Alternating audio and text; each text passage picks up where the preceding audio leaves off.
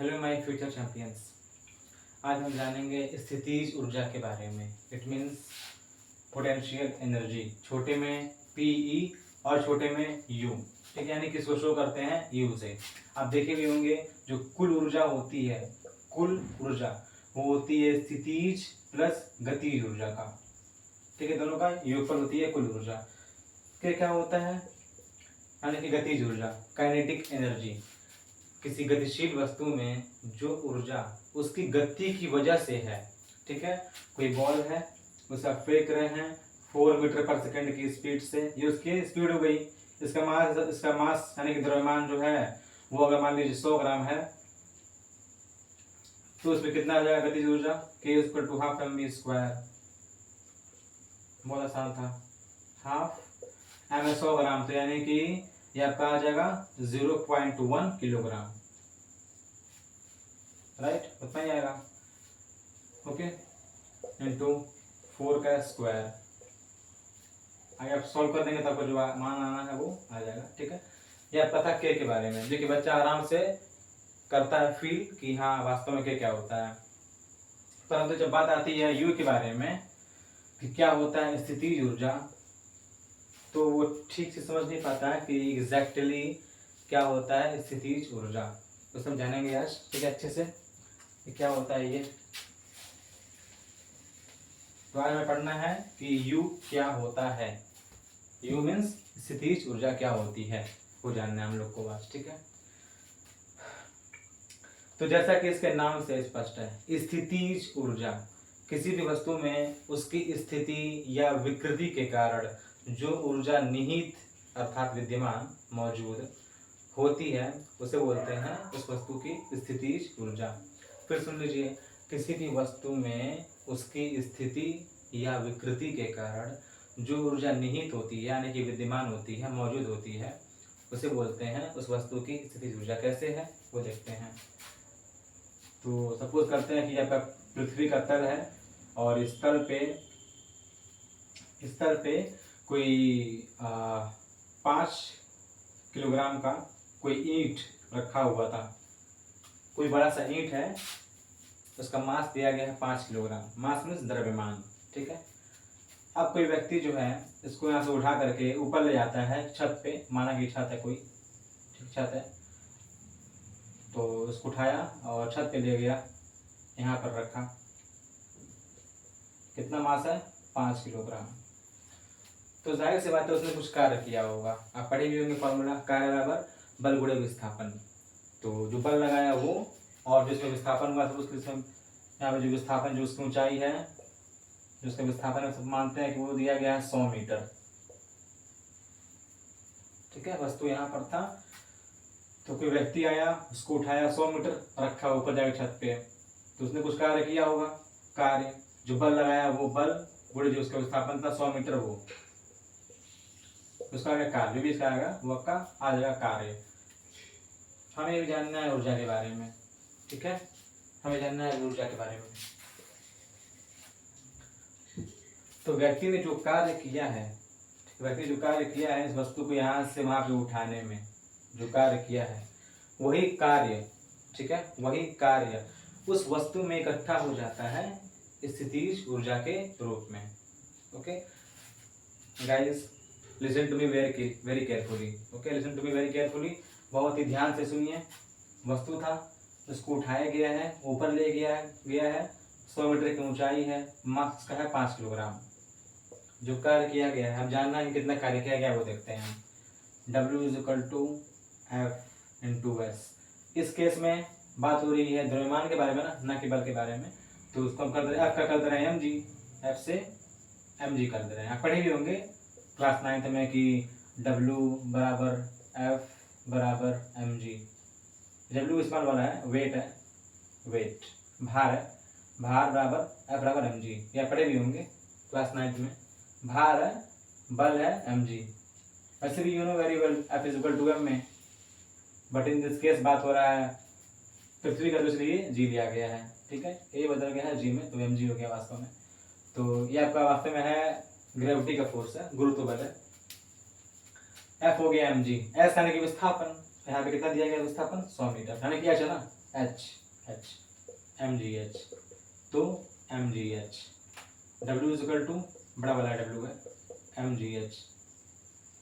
तो यही कार्य जो आपने कार्य किया है उस वस्तु को यहाँ से वहाँ पे उठाने में, वही कार्य उसमें इकट्ठा हो जाता है U के रूप में, ठीक है, इकट्ठा हो जाता है। तो U बराबर W बराबर mgh, it means U is equal to mgh। तो ये आपका आ गया फॉर्मूला गुरुत्वीय स्थितिज ऊर्जा का, ठीक है, यानी कि U के बारे में, it's a formula of U mgh, ठीक है। अगेन सेम केस, बच्चे बस रट लेते हैं mgh पर, तो क्या मीनिंग है जानते नहीं है, जानते सुनो अभी क्या मतलब होता है mgh का। तो U इक्वल टू आपका आ गया mgh।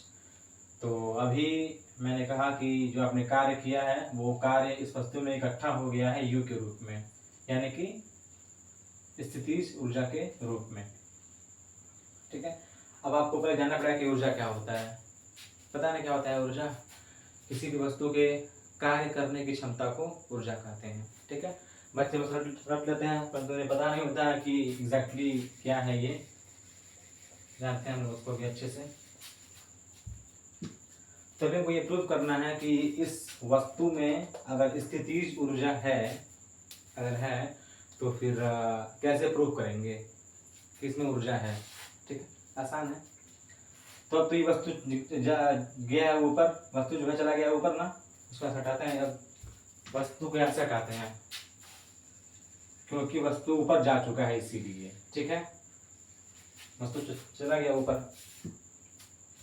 और अब नीचे सपोज करो कोई व्यक्ति लेटा हुआ है, कोई व्यक्ति जो है, ये व्यक्ति का सिर है, इसका ऐसे लेटा हुआ कोई व्यक्ति, ठीक है, व्यक्ति का नाम है ए से सपोज कर लें, ठीक है, वो लेटा हुआ व्यक्ति।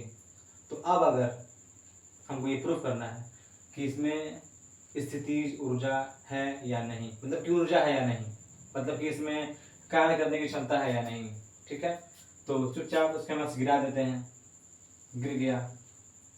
गिरने के बाद इसका मास 5 किलोग्राम, ऊंचाई 100 मीटर, गिरने के बाद इसको चोट आ जाएगा ना, क्या पता इसका सर फट जाए, ठीक है। तो यानी कि इसने एक काम किया है इस व्यक्ति को चोट पहुंचाने का, राइट। तो इसमें ऊर्जा है, ठीक है, इसमें ऊर्जा है, इसकी हाइट की वजह से, इसके द्रव्यमान की वजह से, ठीक है। तो किसी वस्तु में उसकी स्थिति कि वो वस्तु है कहाँ पर, ठीक है, वस्तु कहाँ पर है, उसकी स्थिति के कारण जो ऊर्जा विद्यमान होगी उसे बोल देंगे स्थितिज ऊर्जा। और इस केस में उसको बोल देंगे हम लोग गुरुत्वीय स्थितिज ऊर्जा। एक और होता है वैसे, वो मन में बताएंगे कुछ देर बाद, ठीक है। तो अभी के बस इतना ही है कि किसी भी वस्तु में उसकी स्थिति के कारण कि वो है कहाँ पर, जो ऊर्जा विद्यमान होती है उसे बोल देंगे हम लोग स्थितिज ऊर्जा, या फिर इन दिस केस गुरुत्वीय स्थितिज ऊर्जा, ठीक है। U इज इक्वल टू आपका आ गया mgh। m कितना है 5, g कितना है 10 मान लेते हैं सुविधा के लिए, h कितना है 100, 50, ये 0, तो इसका आ गया U का मान, इसका आ गया U का ऊर्जा के लिए क्या होता है मात्रक, जूल होता है, तो ये ऊर्जा का मात्रक जूल कर दिए हम लोग, ठीक है। अब एक और बात यह है कि जो स्थितिज ऊर्जा है ये एक सापेक्ष राशि है, यहाँ पर तुलना करते हैं हम लोग, क्या करें बताते हैं इसको भी हमको अच्छे से, ठीक है, बताते हैं इसको भी हमको अच्छे से क्या कहा जा रहा है, बताते हैं।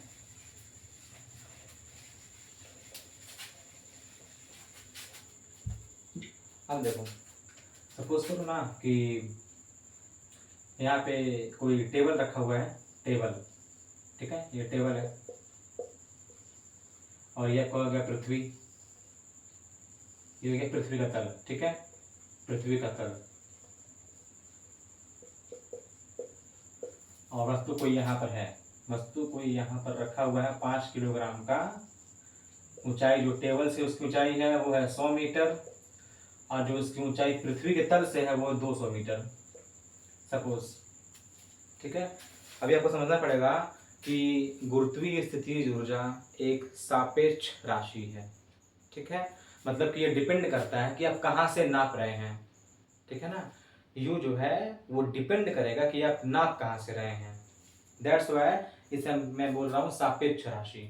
ठीक है, तो आपको ज्ञात करना है इस वस्तु का यू, यानी कि गुरुत्वीय स्थितिज ऊर्जा ज्ञात करना है। मोटा मोटी में बस यू ज्ञात करना है आपको। ठीक है, इसकी स्थिति यहीं पर है।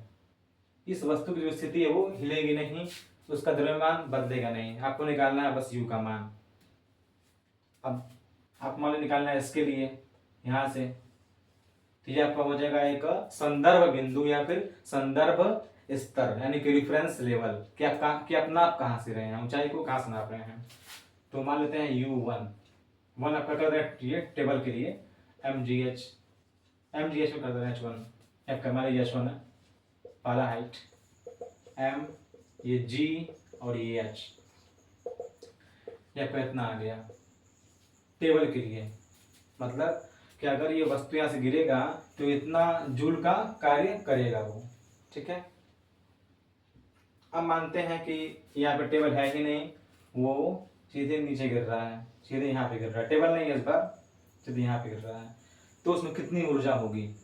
ठीक है, अगर ये वस्तु जो है उसका द्रव्यमान नहीं बदला है, ना ही उसकी बदली ये हाइट, वो अपनी जगह पे है, हम बस अब नाप रहे हैं कहीं और से। अब हम यहाँ की बजाय यहाँ से नाप रहे हैं, तल से। ठीक है, यहाँ से नाप रहे हैं हम, तो फिर अब जो U2 होगा वो MGH2 या H2 हो गया, जो कुल दूरी है विस्थापन इसका H2 है। तो M का मान 5 किलोग्राम, G का मान 10 मानते हैं, H2 यहाँ पे 200 दिया है, तो ये 50 और ये 200, इट मीन्स इसका डबल, राइट जूल।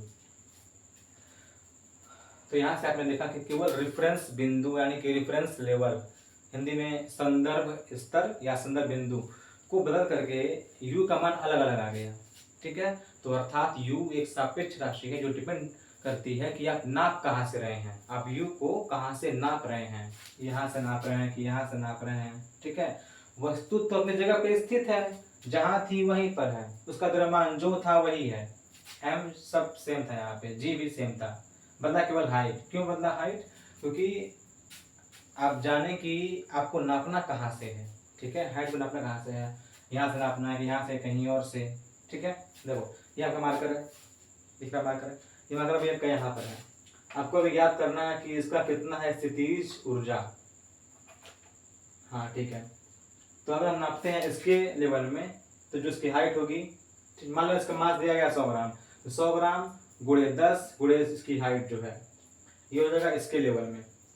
ठीक है, अगर हमको नापना है कि इसके कितनी है यू की मान धरती के सापेक्ष।